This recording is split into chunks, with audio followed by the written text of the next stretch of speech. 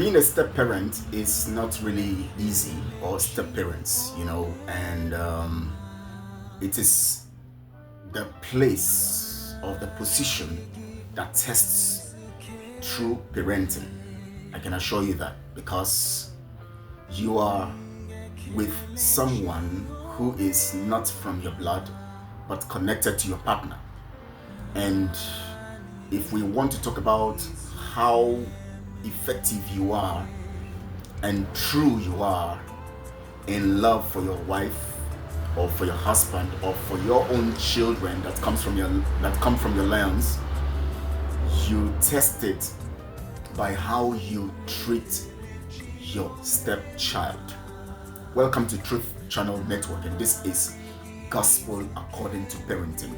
And I want to welcome you. Today we're going to be talking about step parents and the children. The reason why we're taking this topic is because of the situation we have found.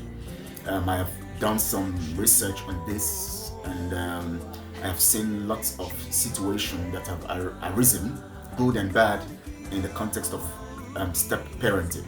I've seen people on social media, especially, where people will tell you that I have warned you, don't marry a woman who already has a child. Don't marry a man who already has a child. Or don't marry a woman who has children. Or don't marry a man who has children. Such narratives, anyways, should not be, be an advice, even if you can caution people based on situations and circumstances. Now, the truth here is, it is not only with step parents that you have situation of abuse. There are abuse with even, in fact, majority of the circumstances of abuse are in regular families where father, mother, and children are. The abuse is so terrible that you begin to wonder the society we are in today. Do you think that the situation we have in the society today is because of step parents? No, I can tell you, I can assure you it is not. Basically, by statistics, the percentage of parents who are abusing their children are even more than those who are step parents, because more children are being abused in different ways. I'm going to explain that to you. Let me just give you an instance. For instance, you see a parent give a child of 1 year old, 6 months old, 2 years old, phone. Every moment the child is with the phone, looking at so many things they call cartoon, feeding them with so many information and passing so many programs into their mindset, because their minds are not yet formed, so the information that is garbage then begin to inform how they operate. And when you see some of these children, the way they handle their parents whenever these phones are taken from them, you just know that something is wrong, but the parents don't see. That's abuse. That's child abuse. Some of us don't know that giving our children phones is child abuse. In fact, if your child is not up to 5 years old, it is not advisable to give them phones. And even from, let's say, from 3 upwards, if you want them to have access to phone, then it must be by guardians. You must be there to caution them, and at the same time, or teach them what they need to know about what information they see. Not just watching cartoons. Cartoons have so many dicey stuff in them. You have to be careful.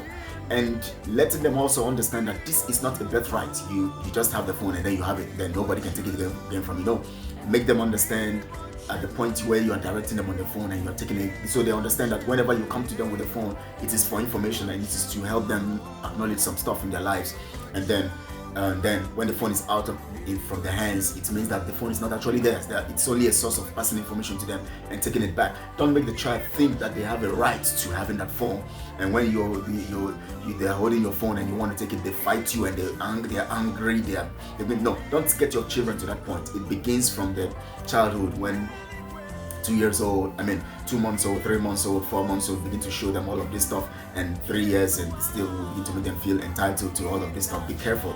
Now we're talking about step parents here. Now it is really, I would really, give kudos to step parents, especially those ones who are good out there and who are doing the right thing.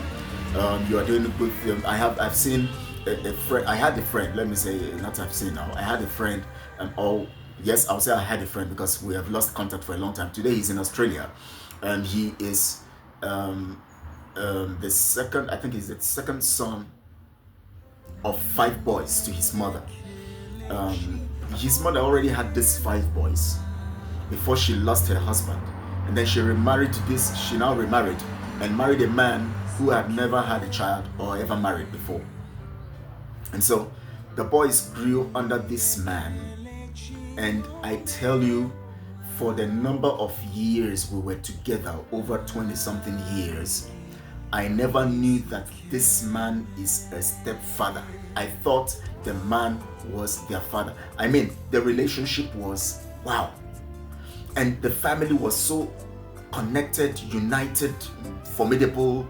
You can never come there and find error. In fact, it was like they were a perfect family. Of course, we know that perfect families have their sides of wrongs and situations and circumstances and things that pressure them. But the ability to manage these things, that whenever I come to their place, or whenever I see their father and their mother, the unity between the two of them. And did you know that this guy actually told me that he had never really seen his mother and father having such an aggressive confrontation. They always have a way of dialoguing the things in the house. Now, this man took these boys when they were still young and trained them as his own.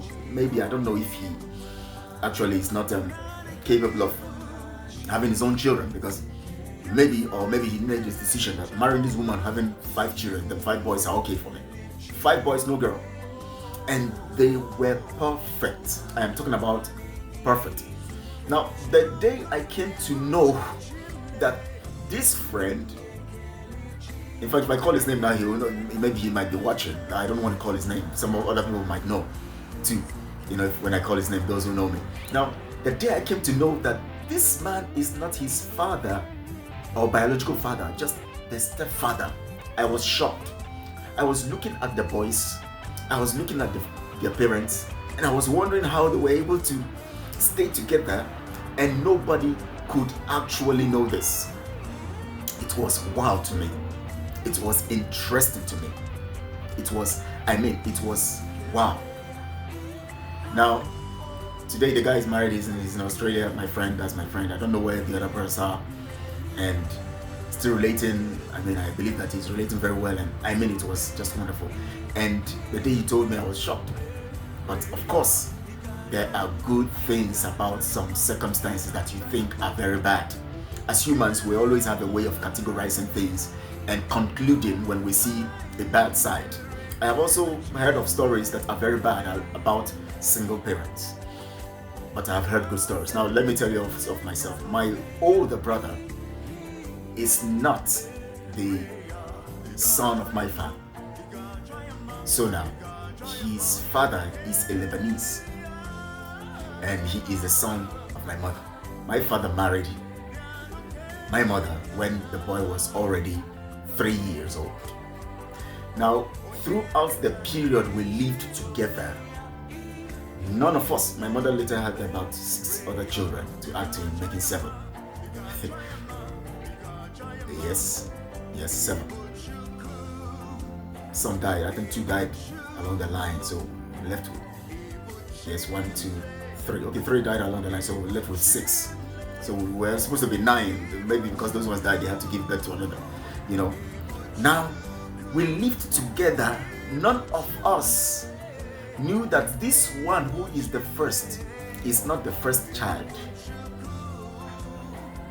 Even when we became adults, we never knew. None of us knew. His father is a Lebanese. His father is late now. He died, I think, 3 years or 4 years ago or so. 5 years ago, 2019 or so. Okay, about 6 years ago. So I think that 18, 19, I think that's when I heard he died. And no information, no clue. We were living, my father was treating, everybody was just living like we didn't know. This is just, it was unique. But yes, I want to bring out this lesson here. We can test the mindset of parents through the way they treat their stepchildren. We can test their resilience to parenting and their ability to be able to do things out of love. Because when you have your own children, you want to shower them, it's natural. We have people who are evil to their own children, right? But when you have your own children, you want to shower them love. But when you have other people's or other person's child that is from your spouse, and now you have to imagine that your spouse actually was having a relationship to have this child, and that child is with you, and you have to take that care of that child as if that child is yours. Now, these are two things anyways. Sometimes it proves how much you love your spouse based on the way you treat that child. But sometimes it doesn't prove your love, and sometimes it also proves your love for children or your understanding of relationship.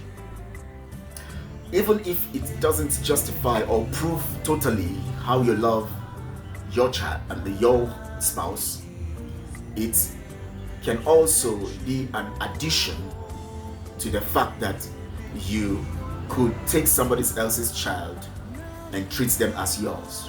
Now, I have had several situations where children are treated very normally, which are those children who are the son or daughter of a spouse.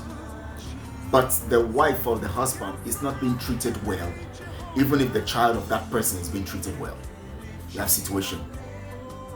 We have such situations. Now, these are very critical because it is connected psychologically now, based on sometimes how these parents grew up.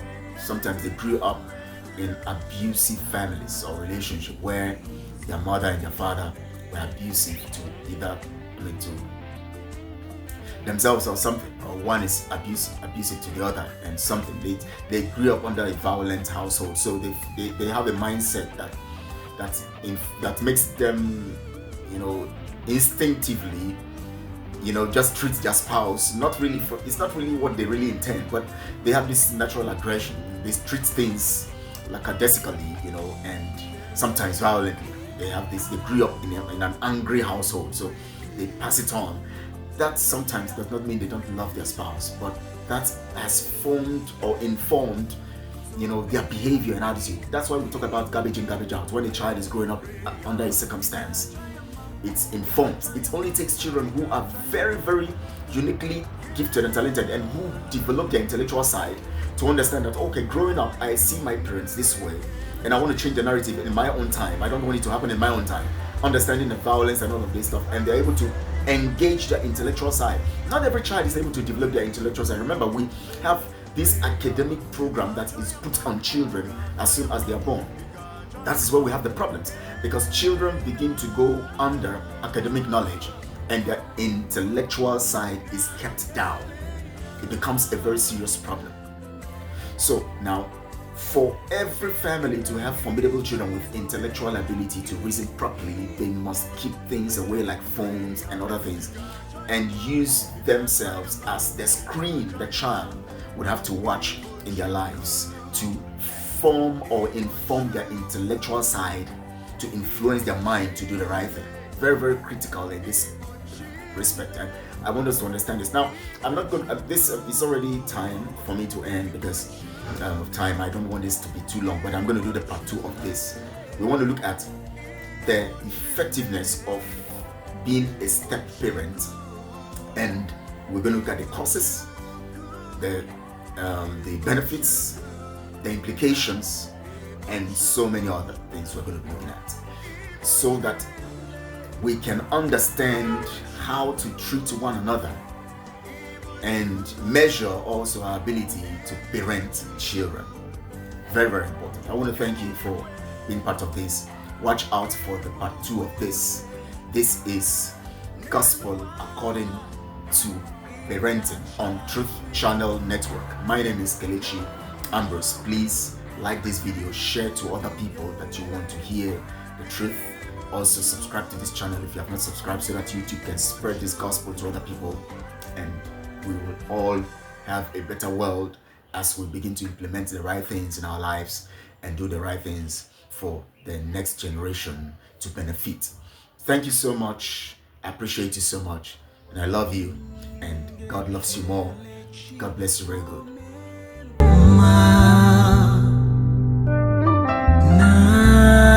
Nanegi